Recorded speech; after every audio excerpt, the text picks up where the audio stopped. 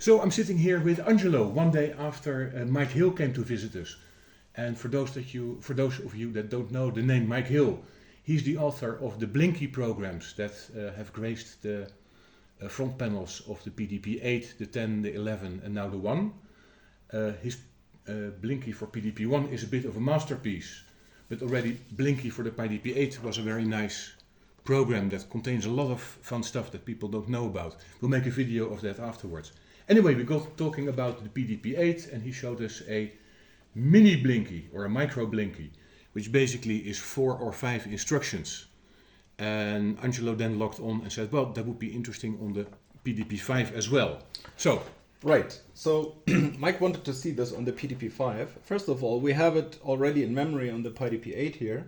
And when we continue execution, well, actually, yeah, let's just continue. It was already running.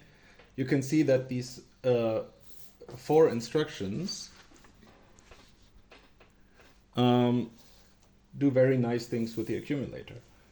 And Mike was interested in running this on a PDP-5. So it just happened that I had a PDP-5 emulator sort of ready that I had written 8 years ago, but never used much.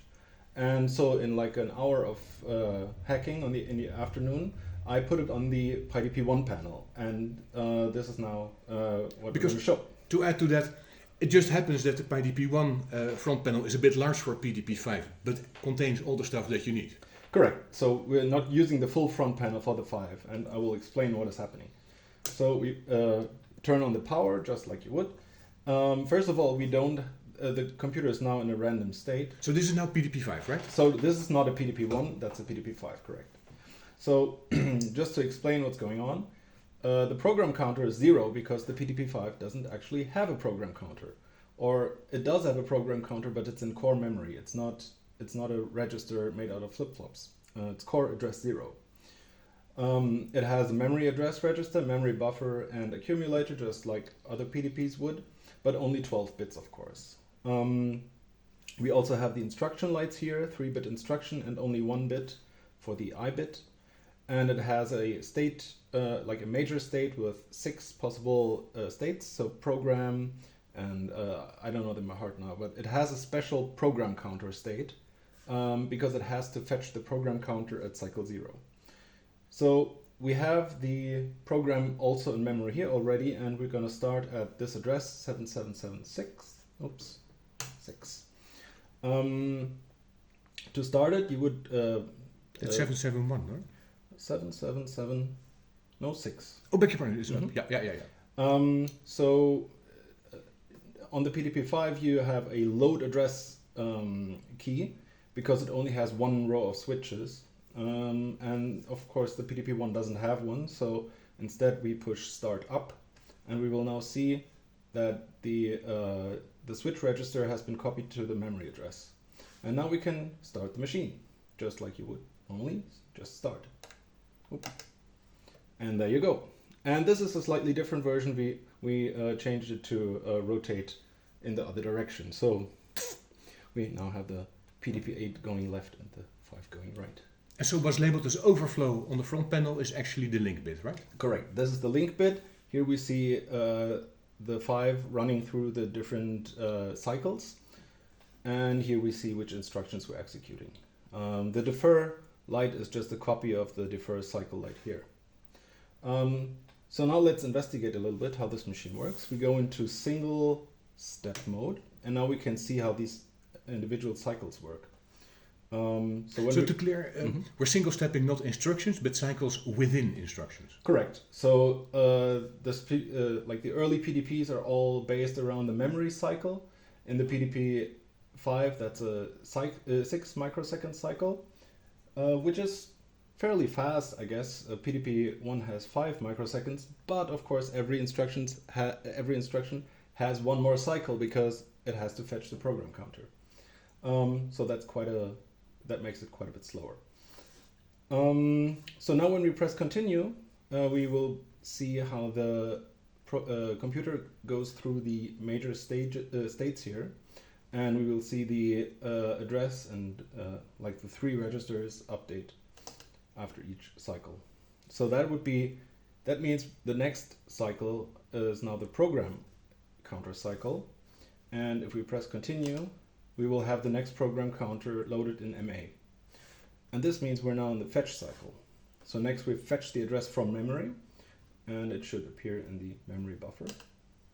Oh no, it just appears here. Okay, and the lower half goes into MA, I suppose. So now we're back in program counter. Next instruction. So it's now just flipping between these two. And now we're going to a different cycle. So this would be, I forget what it was. Which instruction are we at? What's probably the execute cycle. We have program counter, fetch, execute 1, execute 2, defer, and break. We don't have the break cycle here, but theoretically it exists. And so now we can just step through this program, and we see that something is being incremented. That is the ISZ instruction. All right. Yeah, so let's just continue a little bit. Oh no, we have to restart again, of course. Or do we?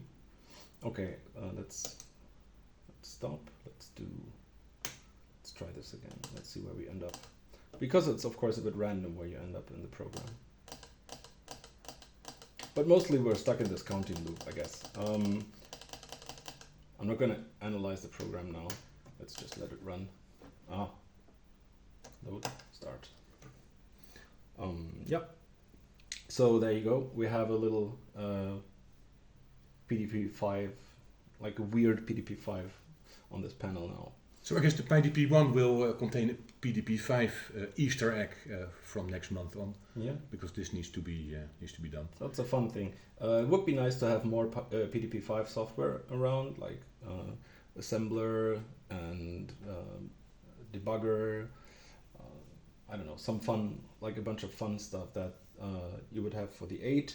The problem is that the PDP-5 and 8 are not compatible because of the program counter in location 0.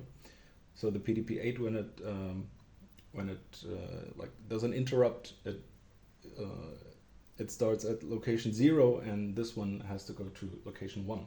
So DEC made those machines incompatible for some reason. So some software will not work correctly on a 5 if you have it for an 8. But there's some, and at least it's a nice thing. But a lot should work on both machines. And all of that because Mike Hill visited us and showed PDP-1 Blinky, which we have to make a video of as well. Yeah, that was quite a surprise how quickly that went and how nicely it works. Amazing, huh? Yep. Okay, that's it for today. Thank you. Okay, bye-bye.